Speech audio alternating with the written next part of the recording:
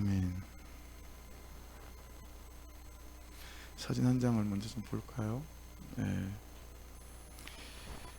저게 이 중에는 아마도 저 사진이 찍힐 때는 태어나지 않은 분들이 제가 볼 때는 3분의 1도 넘을 것 같다 싶은 생각이 드는데요. 저 사진이 1968년도 1월 22일 날 새벽 6시에 찍힌 사진입니다.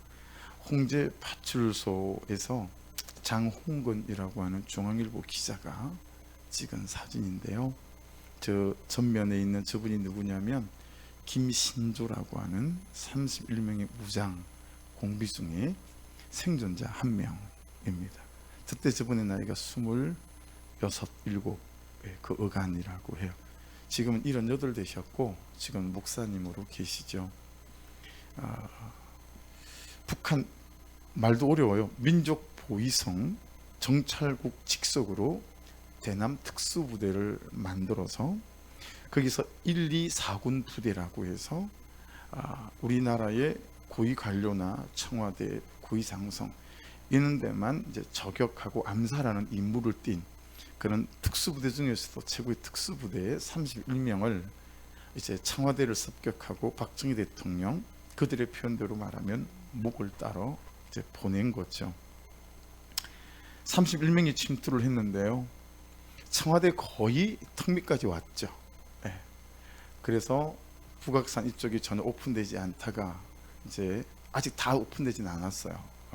문 대통령이 이제 며칠 전에 다 또 많이 오픈을 했는데 거의 턱 밑까지 왔지만 이제 실패했죠. 25명이 사살됐고 3명이 도망가다가 양주에서 시체로 발견이 됐고 그리고 2명은 북한으로 넘어갔습니다. 네, 다 사살됐다고 그랬는데 그건 아니었고 이제 1명 김신조 아까 사진에 보는 그분만 이분은 잡힌 건 아니고 자기가 투항했어요. 자살하려고 보니까 살고 싶은 생각이 들었다 합니다. 그래서 투항을 하게 됐습니다. 굉장히 좀 다행이지만 그렇게 끝나서 이 사람들이 실패한 이유가 2가지가 있다고 합니다. 하나는 우리 교회에서 그렇게 멀지 않는 파평산을 지나서 그 다음에 서울 인근에 삼봉산이라고 하는 산이 있다고 합니다. 그 삼봉산에서 이제 새벽에 도착해서 밤에 움직여야 되니까 1박을 하고 일어났는데 발각이 됐어요. 나무하러 온 아랫동네 사는 우씨 형제, 사형제한테 발견이 된 거예요. 그러니까 이 이제 4사람을 이제 억류한 거죠. 붙잡았어요. 근데 이 우씨 사형제가 되게 지혜로웠던 것 같습니다. 어떻게 했냐면 왜 이제 오셨냐고 엄청 기다렸다고 박정희 밑에서 죽겠다고 도대체 김일성 장군은 언제 내려오냐고 빨리 내려오셔야 되는데 우리가 너무 기다리고 있다고 이러니까 사상교육을 받을 때 남한에 많은 사람들이 우리가 내려가기를 원하고 있다 이런 사상교육을 간접교육을 받을 때 받았다는 거예요. 이 사람들도 그 사람들인가 보다. 그래가지고 여러분 자기들 차고 있던 일제 시계까지 풀러가지고 채워서 그래 내려보냈다는 거예요. 이게 이제 가장 큰 패착이었죠. 갈등하다가 이 4형제가 밤 9시에 내려간 지 3시간 만에 이제 연락을 신고를 하게 되어지고 이제 몰랐어요. 아마 성공했을 거예요. 이 4사람 아니었으면. 근데 이 4사람이 신고하는 바람에 이게 이제 움직이기 시작한 거죠. 군인들이. 그것도 신고하고 난 뒤 3시간 뒤에 학동 참모부에게 연락이 닿았다니까 그때도 되게 좀 연락처가 되는 게 어려웠던 모양이에요. 근데 여러분 더 결정적인 이유가 하나 있습니다. 이 사람들이 붙잡힌 이유가 그게 뭐냐면 이 붙잡은 우씨 사형제를 어떻게 처리해야 될지를 모르겠는 거예요. 31명이. 그래서 이런 무전을 쳤다는 거 아니겠습니까? 북한에다가 띠딕 여차여차한데 이거 어떡하죠? 라고 무전을 보냈는데 무전으로 답이 온 거예요. 띠딕 왔는데 이 세상에 자기들이 배우지 않은 암호로 무전을 보낸 거예요.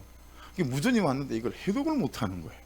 아무 해독을 못하니까 무전이 온 건 있음에도 불구하고 내려놓고 31명이 회의를 했다고 하잖아요. 내려보낼까 죽일까. 김신조 이분은 죽여야 된다 우리 원칙대로 그렇게 얘기를 했던 모양이에요. 근데 놀랍게도 살려보내자 이게 더 많았던 모양이에요. 그래서 내려보낸 거죠. 그 암호 해독을 못해서 이제 어려움이 생긴 거죠. 근데 여러분 김신조가 붙잡히고 난 다음에 그 암호 해독을 이제 우리 군에서 했어요. 그 암호 뜻이 뭐였냐면 원대복귀였다고 합니다. 원대복귀. 그러니까 그 암호 해독을 했으면 이 사람들이 발각되지도 않았을 거고 북한으로 다시 넘어갔을 거죠. 그러니까 다 살아날 수 있었겠죠. 근데 그 원대복귀라는 이 암호를 해독을 못해서 그냥 그대로 진행을 한 거죠. 작전을 진행을 해서 결국은 2사람 빼고는 3사람 빼고도 다 죽고, 북한으로 넘어갔던 2분 중에 한 분은 우리 뭐 남북 회담 같은 거 할 때 또 그쪽 고위 관료를 한 사람은 내려오기도 했다고 알고 있습니다. 여러분, 이제 이 원대복귀라는 암호를 해결하지 못함으로 그들에게 큰 어려움이 있었잖아요. 여러분, 이제 그것처럼 세상을 살아가는 대부분의 사람들이 풀지 못하는 암호문이 하나 있다라고 하는 거죠. 이제 그게 뭐냐면 감사라고 하는 것입니다. 감사가 무엇인지 사람들이 잘 모르는 것 같아요. 여러분 생각해 보세요. 여러분들은 일주일 또는 한 달 또 1년을 살아오면서 감사를 몇 번이나 해보신 것 같으세요? 일주일만 끊어서 놓고 보실 때 불평하고 원망한 것보다 내가 하나님 볼 수 있어서 감사하고, 먹을 수 있어서 감사하고, 걸을 수 있어서 감사하고, 일할 수 있어서 감사하고, 이 사소해 보이는 그런 감사의 제목들을 가지고 감사해 보신 적이 몇 번이나 되실지 아마 저하고 많이 다르지 않으실 것 같아서 그리 딱히 많은 감사가 있지는 않지 않았을까라고 그냥 생각이 들어요. 금요일 날, 이제 이틀 전이죠. 전혀 예정이 없었는데 평소 관심도 좀 가져주시고 아껴주시던 이제 선배님한테 전화가 왔어요. 저보다 나이는 한 7살 정도 많으시고 개척은 한 10년도 먼저 하시고, 우리가 이 교회를 살지 아직 임시 사무총회를 하기 전에 목사님 이런 교회가 제가 있는데 기도해 주세요 라고 기도 부탁을 했거든요. 저녁 한 9시 10시쯤에 그렇게 기도 부탁을 했는데 이분이 그 다음날 새벽 예배 끝나고 여기 와보신 거예요. 일산에서 다 둘러보시고 남 목사 해야 되겠더라, 너무 좋더라, 이 얘기를 이제 자기 일처럼 해주셨어요. 그리고 우리가 융자하는 것도 이분이 다 알아주신 거예요. 전 하나도 안 움직였어요. 이분이 몇 군데 전화를 해서 어디 가보라 그래서 갔더니 그게 안 됐어요. 또 막 하루 종일 전화 돌리시고 하시더니 새마을중앙금고 금천 거기 가면 융자가 될 것 같다고, 거기 연락 다 돼 있으니까 가보라고. 그냥 가서 그냥 대출이 된 거죠. 이제 그런 선배님이에요. 그래서 평소에도 많이 아껴주시고 또 빌립보의 강 목사님하고 이제 식사를 하자고 그래서 식사는 약속이 잡혀 있었어요. 집에서 식사를 하고 이제 커피 마시는 시간에 맞춰서 이제 제가 가게 됐어요. 제가 굉장히 주제도 안 되는데 이 선배 목사님은 꼭 저를 만나면 인사를 할 때 어떻게 인사를 하시냐면 파주를 깨우는 목사님, 파주를 살리는 남 목사님, 뭐 이런 식으로 막 인사를 하세요. 그러니까 온갖 미사여구를 별말을 제가 다 들어본 것 같아요. 그 목사님한테 성품도 나무랄 데가 없으시고 후배들한테 되게 좋은 목사님으로 존경받고 또 삶도 그러시고 목회도 잘 하세요. 나무랄 데가 없이 저보다 10년 먼저 개척하셨지만 일산에서 풍공 들어갈 때 보면 세빛교회라고 있어요. 거기에 목회도 잘하고 계시고 그런 목사님인데, 그렇지만 뭐 딱히 나보다 폭 뛰어난 분은 아니고 그냥 내쯤으로 생각을 했어요. 내쯤으로 그냥 나갔겠거니. 여러분도 저를 볼 때 그렇게 생각하시잖아요. 뭐 목사님 뭐 그래 봐야 뭐 나쯤 되겠지. 할렐루야. 맞아요. 근데 그렇게 생각을 했어요. 근데 이제 처음 알았어요. 그분을 안 지가 꽤 됐죠. 근데 이제 커피를 이렇게 마시다가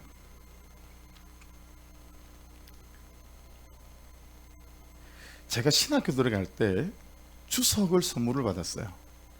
한 20권 되는 그랜드 주석이라고, 그게 그때 처음 나왔어요. 신학교 입학 기념으로 교회 집사님 한 분이 선물로 그걸 사주신 거예요. 이걸로 공부하라고. 근데 지금은 너무 세월도 많이 지났고 그걸 이제 잘 안 써요. 구닥다리라고. 근데 저는 아직도 있거든요. 그리고 자주 제가 뭐 모르는 게 있을 때 펼쳐보고 하는 주석인데, 얘기를 하다 보니까 이분이 그 주석의 지필진인 거예요. 여러분 아무리 집사 안 하신지 모르지만 전 되게 이렇게 충격이었어요. 아니 내가 25년째 보고 있는데 이거 지필진이면 이게 수준 차이가 상당하잖아요. 나는 25년 그걸 보고 있는 사람이고 이분은 지필진이라고 하잖아요. 그것도 지필 중에서 뭘 했냐면 이제 이 책이라는 게 여러분 읽어보면 80%는 똑같은 얘기해요. 예, 똑같은 얘기 10%만 독창적인 게 있거든요. 이게 한국에 있는 이런 거 말고 영국이랑 미국이랑 원서 주석을 다 갖고 들어와서 그 원서를 번역해서 하는 걸 하셨더라고. 내가 제일 못하는 게 수학이고 그 다음 못하는 게 영어거든요. 그게 잘하는 게 없는 거죠, 공부 쪽으로는. 근데 그 영어를 다 원서를 번역해 가지고 이 주석을 만들어내는 거라고 하잖아요. 서술 막 이렇게 좀 화가 나더라고. 이제 뭐야 이거, 나하고 수준 차이가 너무 나는데 싶은데 그 다음 무슨 얘기를 하시냐면 우리 교단에 큐티책이 있습니다. 날마다 쏘는 샘물이라고. 그게 처음에 만들어질 때 7년 동안 성경이 한번 돌아갈 수 있도록 디자인하고 소제목을 다 다른 사람이 이분이라는 거예요. 이건 뭐야, 이제 서술 정말 화가 나기 시작했어요. 근데 결정적으로 저는 실력이 안 돼서 원서도 안 써봤어요. 연세대학교 신학대학원 석사과정, 그러니까 영어 수업을 하거든요. 전 영어를 잘한다고 그랬어요, 못한다고 그랬어요? 영어를 지지리도 못해요. 그러니까 유학을 그렇게 사모하고 준비하고 미국까지 갔다 와서 유학 준비를 하고도 제가 뭐 결혼하고 그래서 못 가긴 했지만, 근데 야, 그 영어 가지고 한 연세대 신학 석사 과정을 또 마치셨더라고. 그냥 너무 진짜 죄송해요. 너무 열받았어요. 진짜 뚜껑이 확 열렸어요. 제가요, 교만은 해요. 근데 열등감은 잘 없어요. 제가 열등감 1이라 그러면 교만은 100 정도 되는 사람도 제가 조금 할 줄 알고 그러면 이렇게 교만은 잘 뜨는데 그렇게 열등감이 막 서로서로 그는 사람은 아니거든요. 그냥 저는 항상 지금부터 잘하면 되지 뭐, 항상 그렇게 생각해요. 지금부터 잘하면 되지 뭐. 설교 끝나고 나갔는데도 설교를 죽을 써가지고 성도들이 얼굴도 안 쳐다봐. 그래도 나는 관계없어요. 다음 주 잘하면 되지 뭐, 다음 주. 그게 제가 그냥 그런 스타일이에요. 근데 여러분, 제가 누구와 제 인생이 누구의 인생과 제 살아온 삶이 누군가가 살아온 삶과 그렇게 비교되기 시작한 게 정말 오래간만이었어요. 그 순간부터 우울해지기 시작하는데 괜히 왔다, 안 올걸 뭐부터 시작해가지고 조금 더 시간이 지나니까 슬퍼집니다. 그리고 조금 더 시간이 지나니까 아픈 거예요. 막 아픈 거예요. 여러분들 고백처럼 저도 뭐하고 살았지? 나 뭐 했나? 박사 하나도 못 받고 연세대 석사도 못하고 주석을 썼다고? 뭐 이런 생각에서부터 이 처지를 이제 비가 나고 이제 막 이렇게 시작한 거죠. 금요일날 왔는데 여러분, 그 묵상 간증 안 나눴으면 나 설교 못했을 거예요 진짜.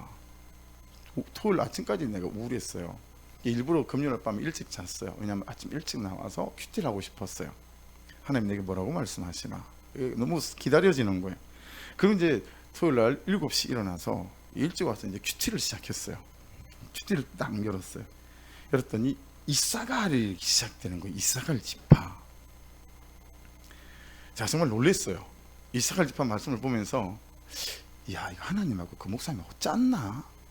이런 생각이 들 정도로 이게 너무 기막힌 타이밍인 거예요. 여러분, 이사갈, 제가 위로받게 된 게 이사갈 말씀 보시겠어요? 일단 한 구절 보세요. 이사갈은 양의, 계속 좀 이거 띄워놔주세요. 방송실 내리지 마시고. 이사갈은 양의 우리 사이에 꿇어 앉은 건장한 나귀로다.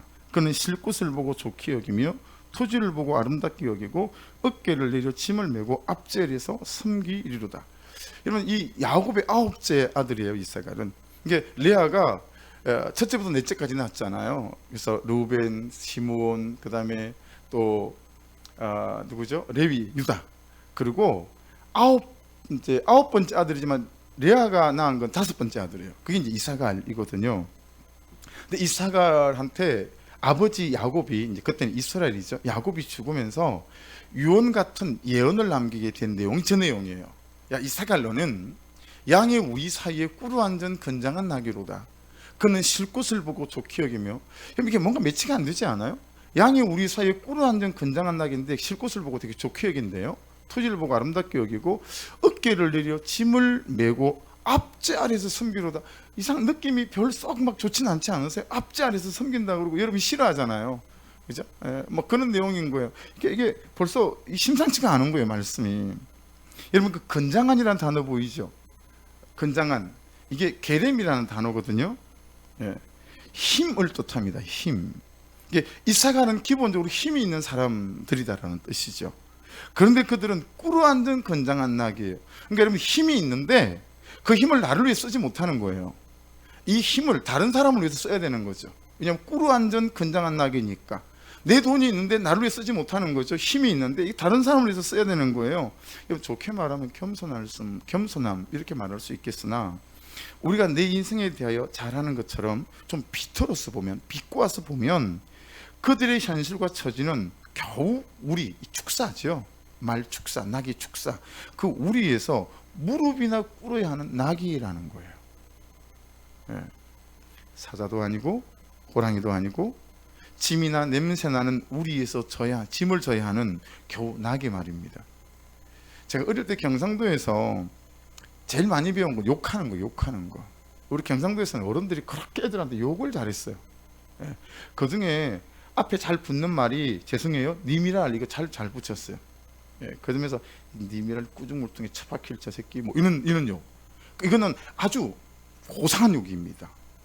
그건 아주 수준급의 욕이고 정말 저속한 욕들이 우리 많이 듣고 자랐어요. 여러분, 그러니까 그런 인생 같은 거죠. 거기에다가요, 양의 우리 사이에 꿇어앉은 건장한 낙이잖아요. 여러분, 하는 일이라고는 자기 몸에 무엇을 실을지, 어디로 나를 짐을 싣고 보낼지 그냥 주인에게 몸을 맡기고 있는 그런 낙일 뿐인 거죠. 그런데 쉴 곳을 보기 좋게 여기며 낮에는 성실과 진실함으로 잘 삶을 살아내고 저녁에는 조촐한 식단과 겸손한 처소에서 감사함으로 안식할 줄 알았다라고 하는 거예요. 토지를 보고 아름답게 여겼대요. 여기서도 여러분 되게 웃긴 것이, 여러분 토지를 어떻게 나눴죠? 제비뽑기를 했잖아요. 근데 제비뽑기를 하는데 가장 안 가고 싶어하는 땅이 있었어요. 저기는 안 뽑히면 좋겠다. 그게 어디냐면 농사도 안 되고 양을 먹이기도 힘든 산비탈 땅들이었어요. 그 산비탈 땅을 뽑은 지파가 이사갈 지파예요. 이사갈 지파는 정말 별 볼 일 없는 땅을 뽑았어요. 근데 보세요, 토지를 보고 아름답게 여기고 그렇게 말하잖아요. 그러니까 그 내륙 지방의 산비탈 같은, 우리 같으면 뭐 강원도 바다도 없는 뭐 그런 데인 거예요. 정선 이런데. 근데 불평이 없어요. 비교가 없어요. 비교가 없으니 뭐가 없죠? 두 가지. 열등감 없어요. 또 교만도 없어요. 비교하지 않으면 열등감 가지지 않아요. 여러분, 감사하는 날에 여러분 안에 정말 열등감이라고 하는 상처들이 예수 그리스도 안에서 여러분 극복되고 해결되고 없어질 수 있기를 주의 이름으로 축복합니다. 여러분 정말 예수 그리스도를 제대로 만나잖아요. 그럼 정말 모든 상처는 변해서 별이 될 줄로 믿습니다. 정말 그런 것 같아요. 교만도 생기질 않죠. 우리가 일반적으로 하는 이 무수한 감정의 전쟁과 마음의 전쟁터에서 이사갈은 살지 않았다라고 하는 거죠. 그 뒤에는 보면 어깨를 내려 짐을 메고 앞지 아래 숨기리로다 이렇게 말씀하잖아요. 여러분, 우리는 내 어깨에 있는 짐 하나라도 내려놓고 싶잖아요. 우리 6명이라 가족이 차를 타고 내리면 애들이 이제 그냥 생각이 없으니까 그렇죠. 경우가 없어서 그런 게 아니라 그냥 내리면 그냥 뚫레 가요. 근데 짐은 여러 개인데 그러면 야, 짐 들고 가야지 라고 할 때도 있지만, 요것들 봐라, 가벼운 것들만 쏙쏙 들고 가요. 무거운 것만 남겨놔. 내 자녀라도 야, 이거 좀 들어 뭐 이렇게 하잖아요. 아버지가 자녀한테도 그렇게 하는데, 여러분 이 짐을 다 내려놓고 싶어하고 오히려 다른 사람한테 지게 하고 싶은데, 그래서 그렇게 사는 삶을 우리는 성공이라고 부르죠. 우리가 오매불망 그렇게 합니다. 내 짐은 좀 내려놓고 내 짐까지 다른 사람이 좀 지고 가고, 어떻게 하든 내 어깨의 짐을 다른 사람 어깨에 올려놓으며 내 짐까지 지고 가라고 할 판국인데, 이스라엘 사람들은 어떻게 하죠? 오히려 무릎을 꿇어요. 그리고 자신의 어깨를 낮춰요. 그리고 뭐라고 말하냐면 여기 내 어깨에 짐을 더 얹으세요. 제가 조금 더 지고 가겠습니다. 요런 삶을 사는 거죠. 자, 시련이라고 하는 짐, 힘든 세월이라고 하는 짐, 무서워하지 않고 도망하지 않고 숨지 않고 피하지 않고 감사함으로 마주 대하며 섬기고 살았다라고 하는 이야기예요. 여러분, 이걸 보면서 제가 말씀 안에서 깨닫게 된 거, 또 제가 하나님 앞에 회개한 첫 번째 제목은 뭐였냐면 감사는 선택하는 것이구나 라는 걸 깨닫게 됐어요. 사랑하는 여러분, 감사는 선택하는 것입니다. 감사는 선택하는 것입니다. 따라해 보십시오. 감사는 선택이다. 우리가 읽었던 데살로니가전서 5장 18절은 범사에 감사하라, 파스 앤 유카리스테오라고 되어져 있어요. 같이 한번 읽어볼까요? 시작. 범사에 감사하라, 이것이 그리스도 예수 안에서 너희를 향하신 하나님의 뜻이니라. 잘 보세요. 저기서 제일 중요한 단어는 여러분 하나님의 뜻이니라라는 단어 있죠. 저게 델레마라는 단어인데 무슨 뜻이냐면 소원이다 이거예요.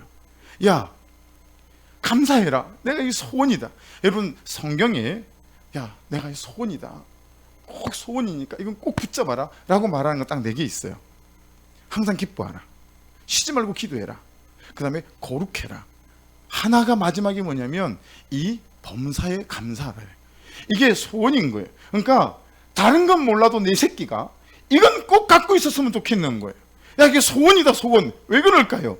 이게 암호 같은 거거든요. 내 자식의 인생을 열어주고 삶을 열어줄 그런 놀라운 열쇠가 되는 거거든요. 그러니까 하나님의 소원이에요. 소원. 그분의 소원. 그분의 소원이 뭐냐면 야, 이 감사함 좀 붙들어라 라는 거예요. 이 감사함 좀 붙들어라. 이 감사가 네 인생을 열어갈 거다라고 하는 거죠. 그러니까 하나님이 소원이라는 거예요. 여러분, 이 범사에 감사라는 건 명령이잖아요. 조건문이 아니에요. 야, 이 정도 되면 감사해도 괜찮아, 이런 게 아니라 아무것도 없는데 우리 사이에서 짐을 져야 되는 나귀인데 범사에 감사하라 명령하시는 거예요. 감사를 선택하라는 것입니다. 할렐루야. 여러분, 감사는 선택하는 거예요. 다시 말씀드립니다. 감사는 선택하는 것입니다. 왜냐하면 이 감사는 내 인생을 열어가는 고난이라는 인생, 아픔이라는 인생이 해석이 안 될 때 그 인생을 해석되게 만드는 것이 감사인 줄로 믿습니다. 나라는 삶의 해석이 안 될 때 여러분 그 고난과 아픔과 현실과 처지를 해석하는 암호문이기 때문에 그렇습니다.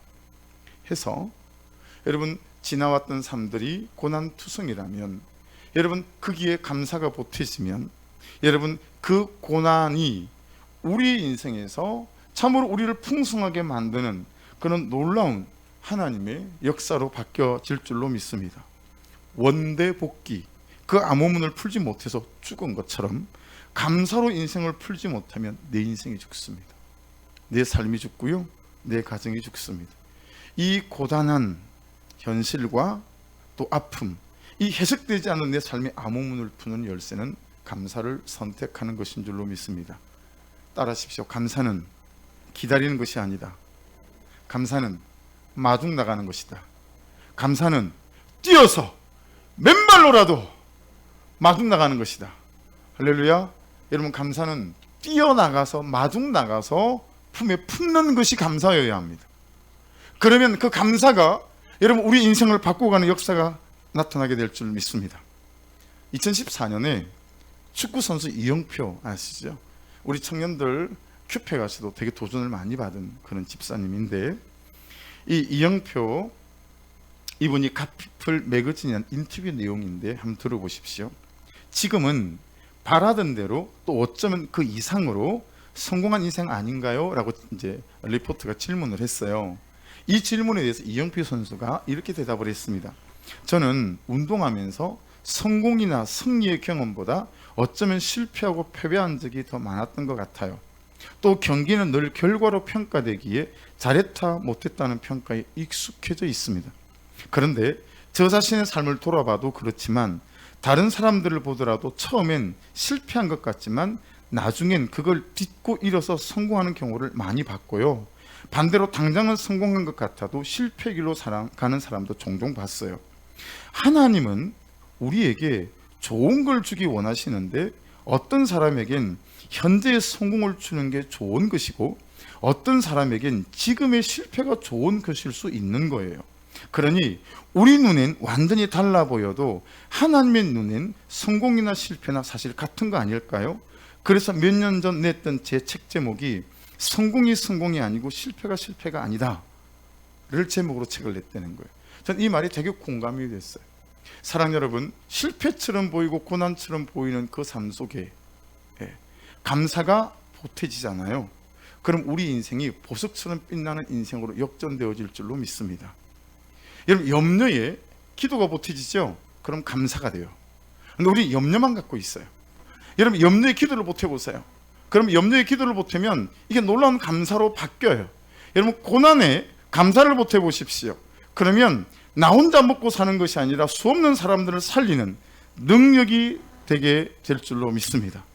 그래서 오늘 우리가 읽었던, 제가 묵상했던 그 말씀에 이런 이사갈 사람들을 뭐라고 표현하냐면 다 용감한 장사의 삶을 살았다고 말씀합니다. 여러분, 우리에서 지민하시는 나귀 같은 인생이 무슨 용감한 삶을 살았겠어요?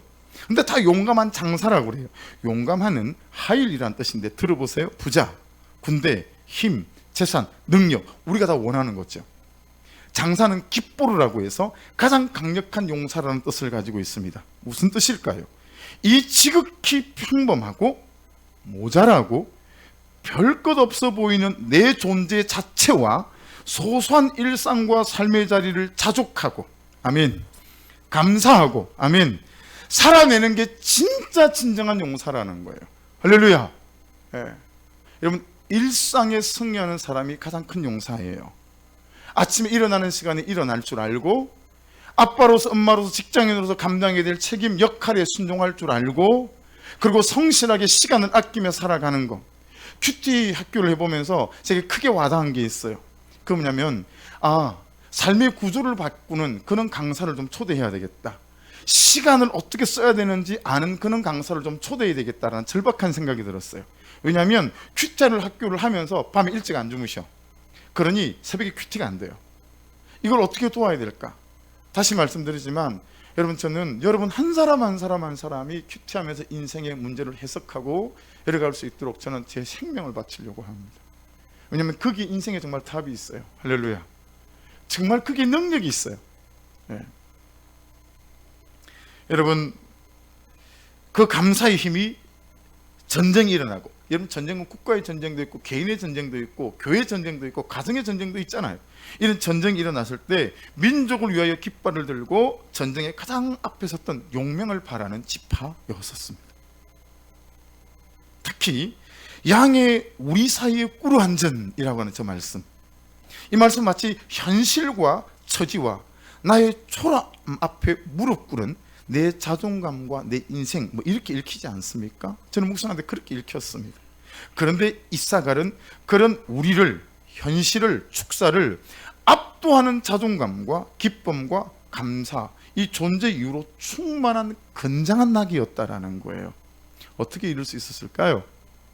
이분들의 이름을 보면 알 수 있어요. 여러분, 이사갈의 이름의 뜻이 뭔지 아세요? 하나님께서 그 값을 주셨다라는 뜻이에요. 다른 뜻으로 보상이 있다, 이런 뜻이기도 합니다.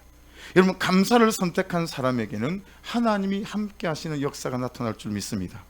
해서 여러분 따라 하십시오. 감사는 과학이다. 여러분, 감사는 과학입니다. 따라 하십시오. 감사는 수학이다. 원리가 있고 그 원리대로 역사합니다. 그래서 감사는 과학이라고 제가 큐티하면서 제가 막 썼어요. 와, 감사가 과학이구나. 여러분, 감사는 사람에게 거짓말하지 않고, 감사는 사람을 속이지 않고, 그 감사에 반드시 과학적인, 반드시 수학적인 명백한 여러분 승리의 결론들을 가지고 오게 될 줄로 믿습니다. 감사는 상식이 아니고요, 감사는 확률이 아니에요. 감사는 될 수도 있고 안 될 수도 있고 그런 경험치가 아니고요, 감사는 과학이에요. 감사는 반드시 감사하는 사람의 인생의 결과와 열매를 만들어냅니다. 그래서 이들도 하나님 자체가 상급인 사람들이었어요. 하나님이 그들의 존재를 채워주신 거죠. 하나님이 하나님으로 그들을 거듭하게 만들어 주셨어요. 전 이 부분이 가장 중요한 부분이라고 봐요. 그리고 이 부분을 여러분하고 정말 깊이 있게 또 한 번 나누고 싶고 또 한 번 나누고 싶어요.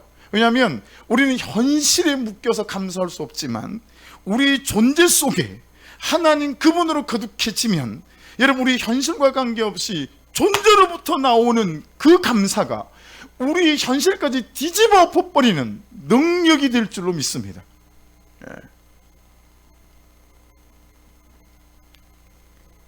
출근한다고 아침에 아파트에서 나오면 여성분들은 잘 모르세요. 남자분들은 사단지에서 자동차를 사잖아요. 다 표가 나옵니다. 아, 누가 자동차 샀네? 사단지에서 외제차를 새 거를 사는 거는 못 받고, 펠리세이드다 뭐 그런 데다 새 차를 사잖아요. 그럼 다 압니다. 제가 다 압니다. 누가 언제 샀는지. 왜 그런지 아세요? 아침에 출근할 때 아이고 이러고 있어요. 막 외제차 중고를 사거든요. 사단지 사는 분들이 딱 보면 한 10년 지난 거 우리 대충 알잖아요. 그죠? 잘은 몰라도 연식을 좀 안단 말이에요. 남자들은 관심이 좀 있어요. BMW 분명히 중고예요. 연식이 좀 됐어. 아이고 50대고 60대고 나이와 관계없습니다. 여러분 그 얼마나 가는지 아세요? 길게 가면 3주 갑니다. 길게 3주 지나면 뭐 새똥을 쌌든지 뭐 묻었든지 아무 없어요. 그냥 여러분 보세요. 외부로부터 오는 것에 우리는 감사의 조건이 되고 외부로부터 뭔가 채워지지 않으면 정말 자신을 비관하고 낙심하고 불평하는 거예요. 그런데 여러분 감사는 그렇게 되는 게 아니에요. 따라하십시오. 감사는 존재다. 여러분 모든 것은 존재로부터 나와요. 모든 것은 존재로부터 나와요. 아무리 처지가 어려워도 내 안에 하나님이 거듭해서 내 존재가 감사 덩어리잖아요. 그럼 여러분 이 처지와 현실 가운데도 감사가 되었어요. 제가 그걸 언제 경험했죠? 제 첫 아들 잃었을 때. 어젯밤에 아들 죽었잖아요. 근데 그 다음날 아침에 제가 히덕거리면서 미친놈처럼 병원에 와서 모아가지고, 오늘 우리 장모님도 와 계시니까 다 알죠. 제 아내도 있고. 그래서 가족들 모아가지고 예배 드리는 거예요. 이게 다 이상하게 봤죠. 근데 여러분 그 다음날 그 하나님 그분이 하늘문이 열리면서 빛으로 제게 부어주시는 그 순간부터 여러분 그냥 모든 것이 해결이 되는 거예요. 그래서 저는 감사는 존재다라는 이걸 깨닫는 것이 가장 커요.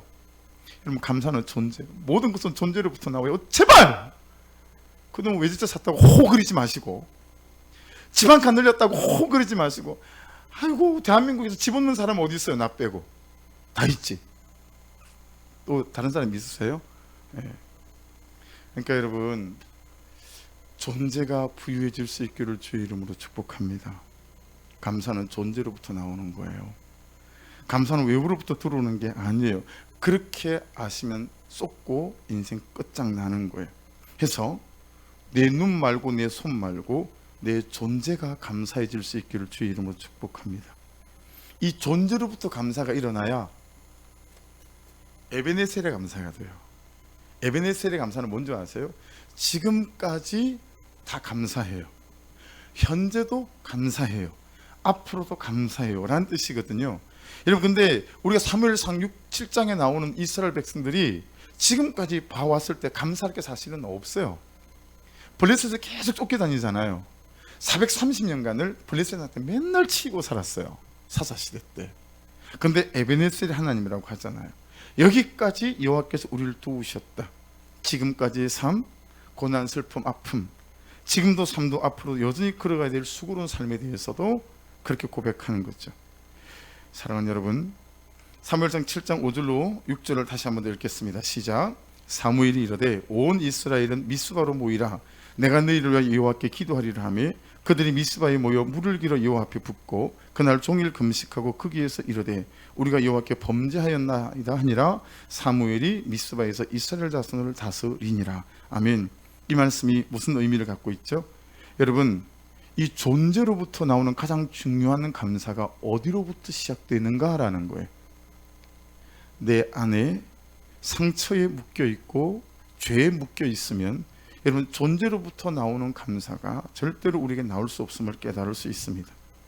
여러분 여러분의 심령 안에 회심이 있고 회개가 있기를 주의 이름으로 축복합니다. 이스라엘 자손이 미스바에 모였다 함을 블레셋 사람들이 듣고 그들의 방백들이 이스라엘을 치러 올라온지라 이스라엘 자손들이 듣고 블레셋 사람들을 두려워했다라고 그랬어요. 그런데 여러분, 이 기도하는 작업, 회개하는 작업이 회심하는 단계를 지나면서 여러분 그들의 중심 안에 새로운 일들이 일어나기 시작한 거예요. 한번 맞춰보세요. 여러분, 제가 태어날 때 몇 킬로로 태어났을까요? 제 몸무게가. 참고로 우리 집 애들은 보통 제일 적게 태어난 애가 3.85kg입니다. 보통 2.8kg, 3kg 그러는데 우리 집에는 제일 적게 태어난 애가 3.85kg니까 저도 뭐 그 정도쯤 태어나지 않았을까라고 생각해요. 여러분, 날 때부터 어른은 존재하지 않고 날 때부터 감사로 충만한 사람은 없습니다. 우리는 만들어져 가는 것이고 하나님께서는 우리들이 열매 맺는 풍성한 삶을 그렇게 걸어가길 원하시는 줄로 믿습니다. 모든 사람들이 꿈꾸는 게 있습니다. 삶의 비결을 아는 거죠. 어떻게 하면 잘 살 수 있을까? 그렇죠? 그냥 인터넷 유튜브에도 하루아침에 10억을 버는 방법, 그러면 여기 80%는 거 한번 클릭해서 한번 볼 거예요. 하루아침에 10억을 번다니까. 사람들마다 삶의 비결을 아는 것들을 궁금해하죠. 여기서 비결이라고 하는 것은 실패하지 않고, 두 번째 시간을 낭비하지 않고, 세 번째 가야만 하는 길을 제대로 가는 방법을 아는 것이죠. 여러분, 제가 어려서부터, 이것도 제가 어떤 수치일 수 있는데 좀 만화책 좋아했어요. 만화책, 무협지도 좋아하고. 예. 그래서 제가 어릴 때도 안경을 썼던 때가 있어요. 저는 어머니 안 계시죠, 아버님 병으로 누워 계시죠. 그러니까 용돈을 챙겨줄 사람이 없잖아요. 그래서 저는 제 안경 맡기고 만화책 많이 봤어요. 안경 맡기고 만화책 보고 또 돈 모아가지고 주고 안경 찾아오고. 네, 죄송해요, 여러분하고 다른 삶을 살아가지고. 근데 여러분, 그때 그 무협지를 볼 때마다 빠지지 않는 공식이 있어요. 그게 뭐냐면 부모의 원수를 갚기 위해서 무공을 배우는 주인공이 반드시 해야 되는 일이 뭐냐면 무공, 무술, 비급을 얻는 일이에요. 무술에 대한 그 어떤 비급이 있어요. 예? 그걸 얻어야 되는 거예요. 이제 그 비급을 가지고 수련을 하다 보면 남들이 가지지 못한 능력을 가지게 되고 절치부심하다가 이제 복수를 하게 되는 뭐 그런 일들이 무협지의 대부분의 일들이죠.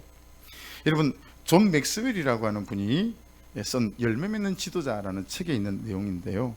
미켈란젤로는 일평생 44개의 조각품에 손을 댔다고 합니다.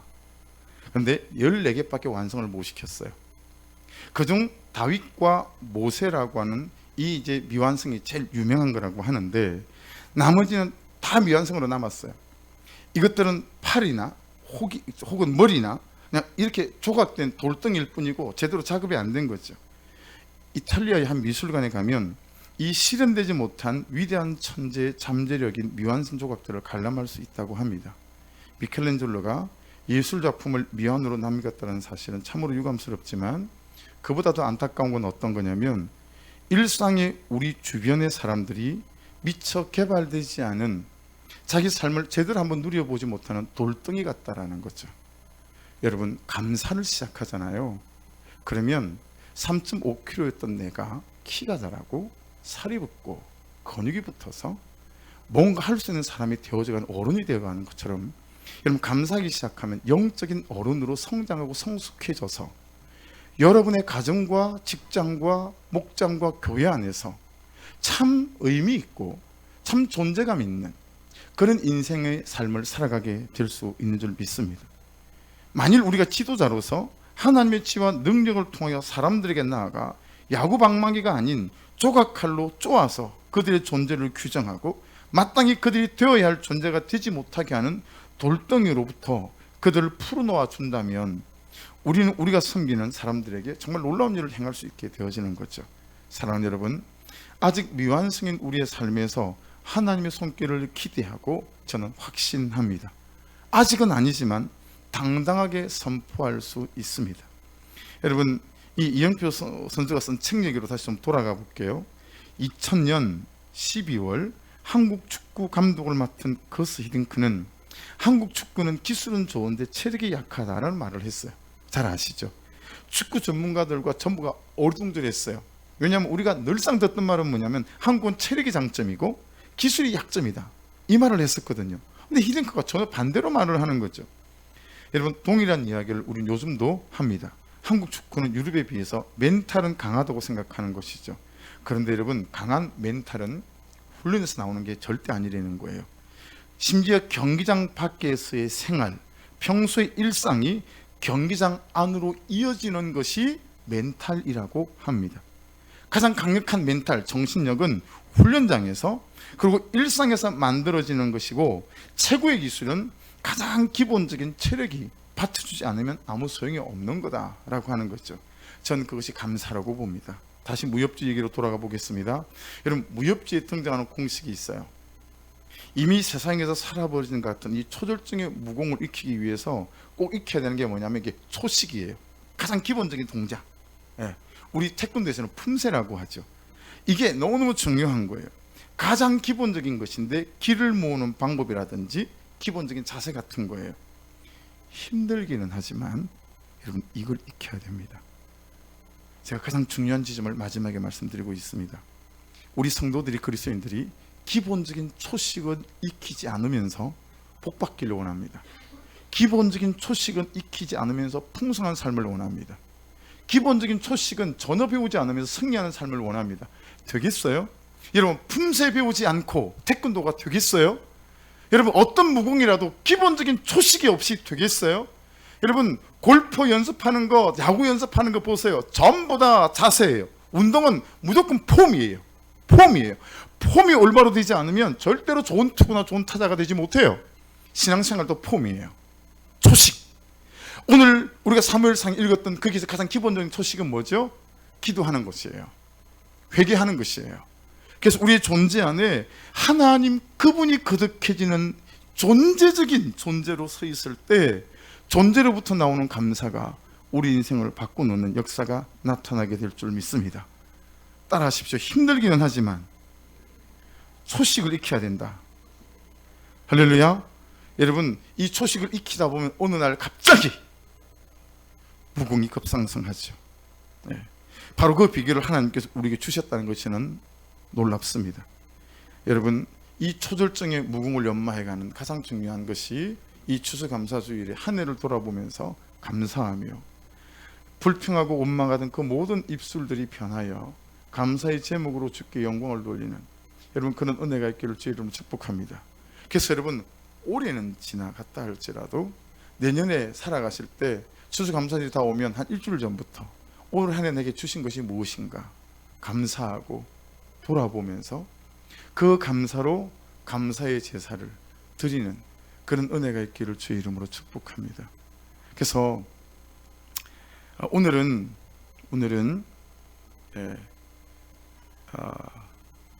마지막에 부르는 찬양을 하지 않겠습니다. 불 꺼주시겠어요? 불을 좀 꺼주십시오. 오늘 예배는 축도도 없습니다. 12시 9분인데요 오늘 이렇게 예배를 마치려고 합니다. 그리고 찬양팀은 앞으로 좀 나와주시고, 우리 찬양팀은 적용 찬양을 부를 거예요. 에베네셀 하나님, 우리 이 찬양을 불 끈 상태로 한 두 번만 반복해서 부르고 난 뒤에 한 해 동안 나에게 주신 은혜를 좀 감사하고, 오늘 감사는 선택이라 그랬고, 감사는 과학이라 그랬고, 감사는 수학이라 그랬고, 감사는 존재라 그랬고 그랬잖아요. 그래서 한 해 동안 나에게 주신 것들을 생각하고 좀 돌아보고, 휴대폰에 쓰든 노트에 쓰든 좀 기록해보고 또 기도하고, 그렇게 여러분 자유롭게 기도하고 좀 머무시다가 그렇게 일어나는 것으로 오늘 예배를 좀 마쳤으면 합니다. 우리 이 찬양 같이 한번 드리겠습니다. 에베네셀 하나님,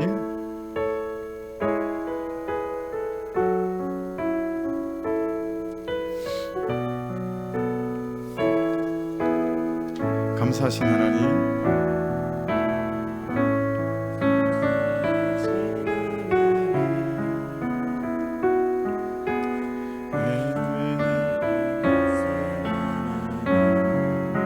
살아계신 하나님, 계신 하나님, 에베네셀, 한 번 더요. 살아계신 하나님, 감사하신 하나님, 에베네셀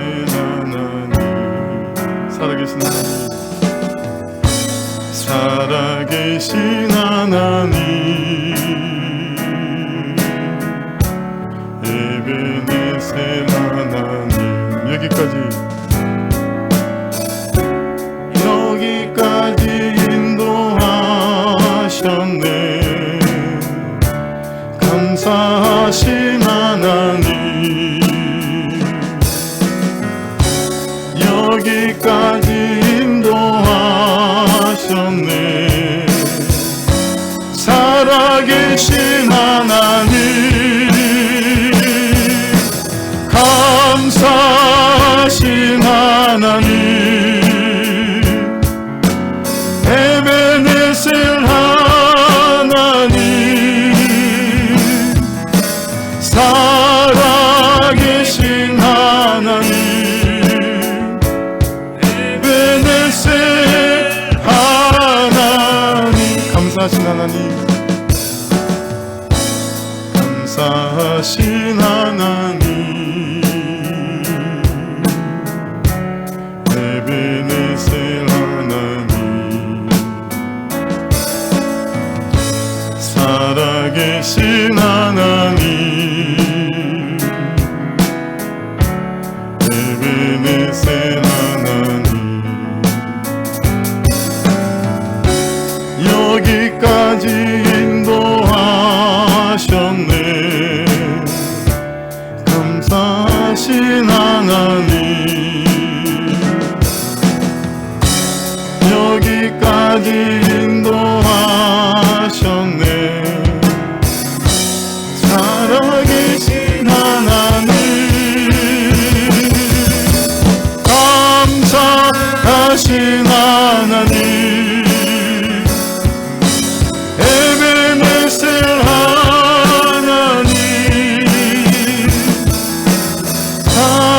살아계신 하나님, 에베네셀 하나님.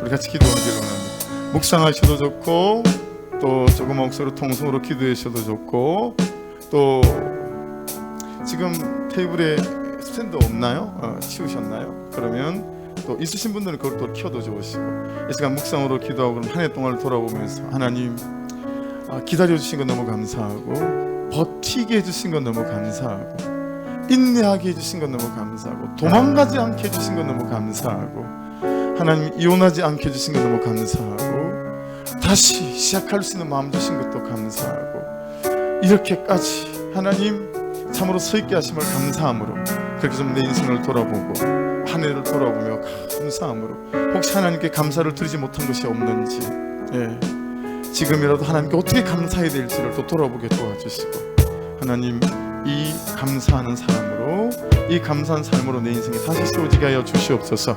우리 주여 한번 부르고 우리 일단 기도로 시작하고 또 자유롭게 머무시도록 하십시다. 주여!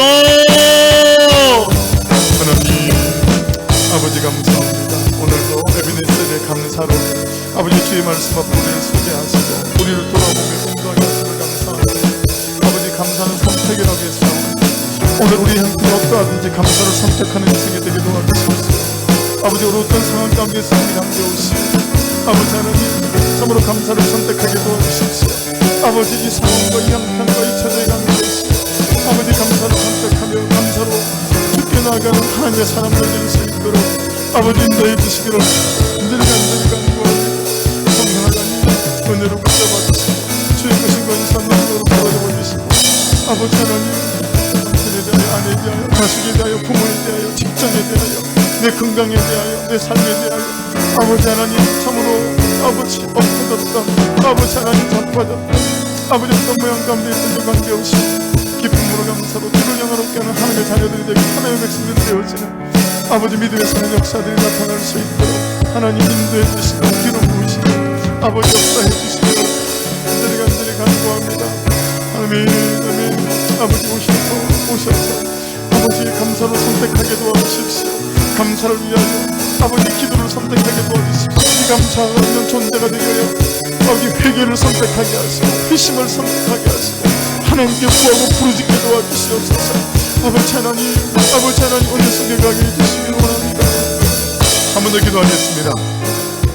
이 기도로 자유롭게 기도하시고 주기도문 예배를 폐하시고 기도할 사람도 기도하시고 또 나올 사람도 나오면 1층에서 사모님하고 저하고 나오시는 분들은 조용하게 나오십시오. 아시겠죠? 인사도 1층에서 하시고 앞에 문은 닫으시고 뒷문으로 나가는 걸로 할게요. 1층에서 추수감사절 떡을 나누겠습니다. 아시겠죠? 이 시간 기도할 때 적용이요, 적용. 하나님 감사를 선택해야 되는데 하나님 감사는 가학이라고 하셨는데 하나님 내 존재 안에 여전히 원망이고 불평투성입니다. 말씀을 듣는 이때뿐일 것이고 다시 그 사람의 얼굴을 보면 다시 가정에 들어가면 다시는 현실과 맞부딪히면 한숨밖에 나오지 않을 것입니다. 그래서 아버지 원합니다. 이 시간 원하오니 아버지 성령으로 이 시간 오셔서 내가 정말 결단하게 도와주셔서 이 묶여있는 죄, 상처, 이 현실에 대한 아버지 절박한 마음들 아버지 기도와 간구로 주 앞에 머물 수 있는 아버지 그는 결단이 이 시간 있게 도와주셔서 한 번이 됐든 그것이 오늘이든 내일이든 시간을 정해서 참으로 감사하는 인생으로 살기 위한 그 출발점을 가질 수 있도록 아버지 은혜를 허락하여 주옵소서. 그 결단으로부터 아버지 감사를 선택하는 백성으로 나아갈 수 있도록 인도해 달라고 우리 주여 한번 부르고 자유롭게 기도하고 주기도문으로 일어나십시다. 주여 하나님 아버지 다시 시작하게 하소서. 다시 시작하게 하소서. 다시 일어나게 도와주시옵소서. 아버지 감사할 사람에게 찾아가는 결단이게 도와주시고 아내에게 감사하다고 찾아가며 남편에게 감사하다고 찾아가며 부모님에게 감사하다고 찾아가고 아버지 목자에게 감사하다고 찾아가며 아멘 직장 상사에게 또는 동료에게 감사하다고 찾아가며 더 이상 열등감에 포로로 더 이상 교만에 아버지 앞점으로 살지 아니하고 아버지 감사로 겸손함으로 아버지 소망 가운데 살아가는 아버지 그는 인생들을 메워줄 수 있도록 기도로 결단하게 하시고 회개함으로 결단하게 하시고 아버지 핵심의 역사들을 경험할 수 있는 주의 자녀들 되게 될 수 있도록 아버지 간파하시고 인도하시며 성령의 역사와 능력 가운데 거할 수 있도록 하나님 주장하여 주시옵소서. 아버지 회개로 연결되게 하소서. 핵심으로 연결되게 하소서. 회개하는 기도로 연결되게 하여 주소서.